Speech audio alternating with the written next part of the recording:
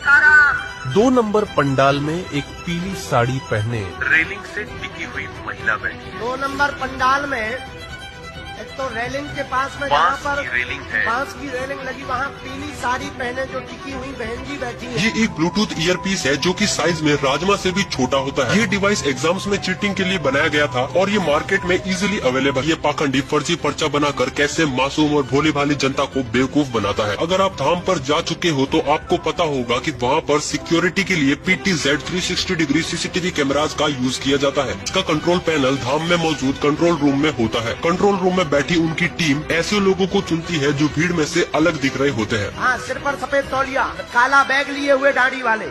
लेकिन अब main question ये है कि ये इन्फॉर्मेशन धीरेन्द्र शास्त्री तक कैसे पहुंचाई जाती है। तो काम होता है GSM मॉड्यूल और ब्लूटूथ डिवाइस की मदद से। ये एक ब्लूटूथ ईयरपीस है जो कि साइज में राजमा से भी छोटा होता है। ये डिवाइस एग्जाम्स में चीटिंग के लिए बनाया गया था और ये मार्केट में इजीली अवेलेबल है। ये 2-वे कम्युनिकेशन को सपोर्ट करता है, लेकिन इस केस में ये सिर्फ धीरेन्द्र शास्त्री तक इन्फॉर्मेशन पहुँचाने का काम करता है। और कभी कभी ये डिजिटल स्क्रीन का भी यूज कर लेते हैं जिसका कंट्रोल एजेंट के हाथ में होता है। जब भी धीरेन्द्र शास्त्री को एजेंट से कॉन्टेक्ट करना होता है तो वो कुछ कोडवर्ड का यूज करते हैं। राम, साधु जी, राम,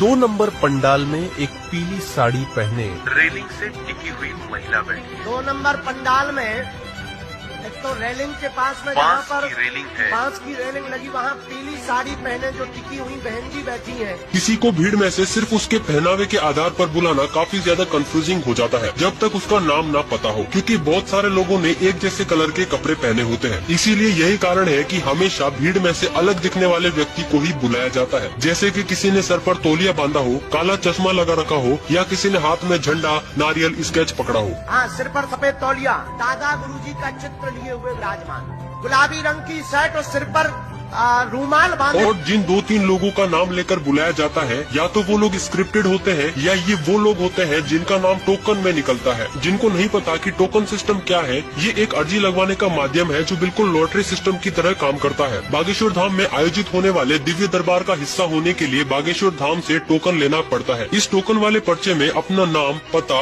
और मोबाइल नंबर लिखकर बागेश्वर धाम में जमा करना होता है। इसमें केवल नाम, नंबर और पता होता है। फिर सभी लोगों के पर्चों को एक जगह इकट्ठा कर कन्याओं के हाथों से पर्चों को चुना जाता है और दिव्य दरबार से पहले एक लिस्ट जारी होती है और ऐसे लोगों को एक दिन पहले फोन करके सूचित किया जाता है। इसके बाद इन पर्चियों के नाम से हर व्यक्ति को फोन पहुंचेगा कार्यालय द्वारा और जो तारीख उन्हें दी जाएगी उस तारीख को उनका पर्चा बनाया जाएगा।